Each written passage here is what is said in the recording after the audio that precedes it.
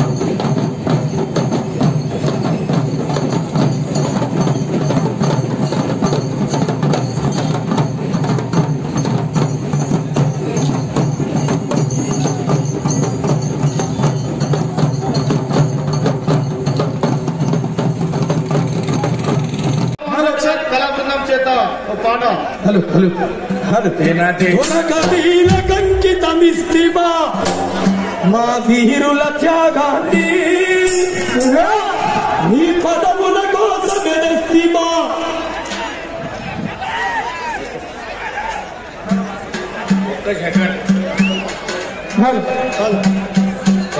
రెండు నిమిషాలు. ఈనాటి రైతు సంరక్షణ సభకు విచ్చేసినటువంటి స్టేజ్ మీద ఉన్న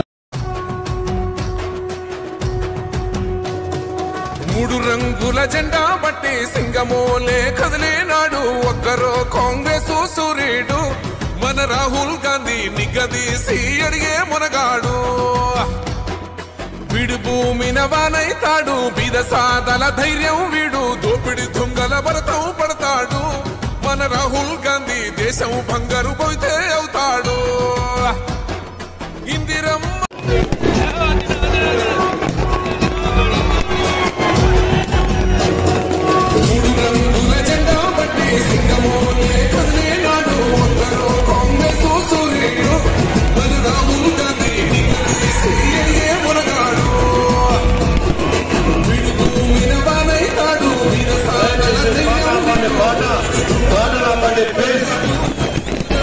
దయచేసి మన రాహుల్ గాంధీ గారు వచ్చారు.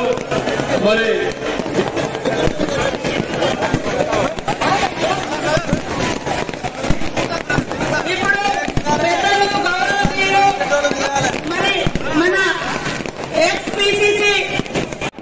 नया प्रदेश है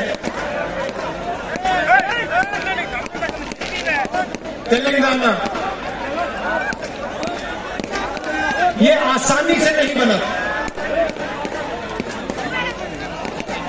इस प्रदेश को बनाने के लिए तेलंगाना के युवाओं ने, तेलंगाना के माता ने अपना खून, अपने आंसू दिए थे.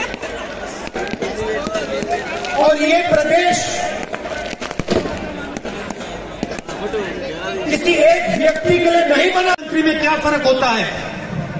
मुख्यमंत्री जनता की आवाज को सुनता है, राजा जनता की आवाज को नहीं सुनता है. राजा जो करना चाहता है वो कर डालता है.